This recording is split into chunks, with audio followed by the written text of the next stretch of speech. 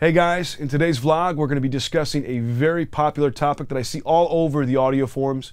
It is additive versus subtractive EQ. Basically, when do you boost and when do you cut with EQs? And I see a lot of misinformation about this topic. There's a lot of misconceptions, but we're going to clear it all up today. You ready? Let's go. So when it comes to cutting versus boosting with EQs, I've read so much misinformation on the internet. And one of the most common things I have seen is this notion that cut to make it sound better and boost to make it sound different. That's quite possibly the dumbest thing I've ever read. I mean, first of all, you can't have a factual statement and include a subjective term like better. That doesn't make sense. And the other thing that I see is people going, pros cut, amateurs boost.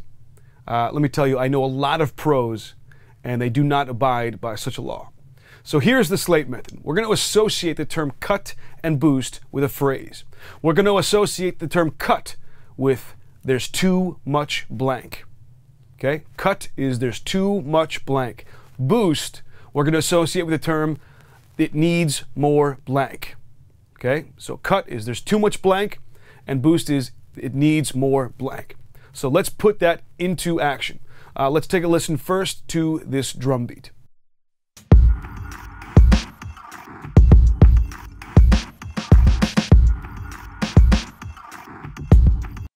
All right, so let's start off with our cut statement. There's too much blank. And when I listen to that drum beat, I hear there's too much sub-low boominess. So I'll use the high pass to cut that out. So there's our cut statement. Let's do that right now.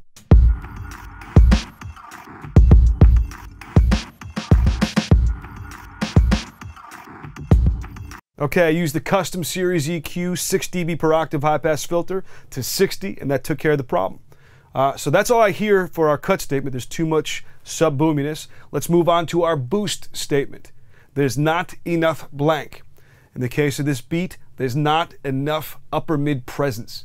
So we'll take care of that with the 4K. We're going to add a boost. Here we go.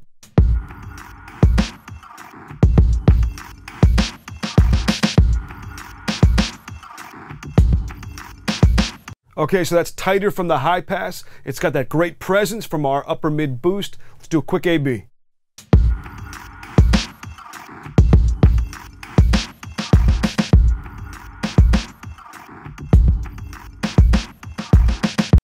Okay, let's listen to this rock snare drum.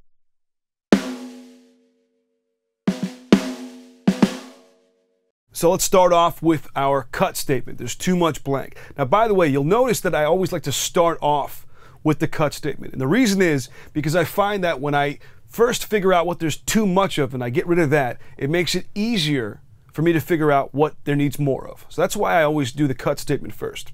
The second thing I want to point out is that we're going to be EQing this snare drum solo, but if you've listened to my previous vlogs, you'll know that I always like to EQ when things are in context. So normally I would listen to this snare drum in context of the other drums or the mix. But for the purpose of this vlog, we're going to go solo. So again, our statement is there's too much blank. Now, if I fill in the statement for that snare, I'm going to say that there's too much low-mid boxiness. So let's get rid of it first.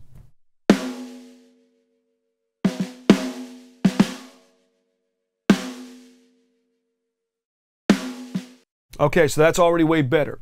That's all that I heard too much of. Now let's go to our boost statement. There's not enough blank.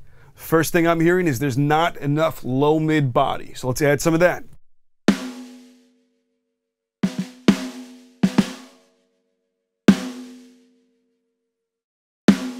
Okay, so now we have that low power. You know, we put it around 120 hertz or so. Next boost statement, there's not enough high-end sizzle. So we're going to add that with a high shelf.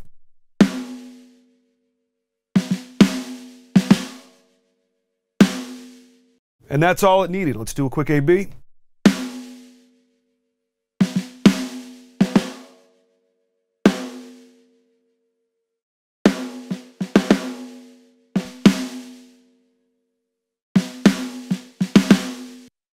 And finally, let's listen to this pop vocal.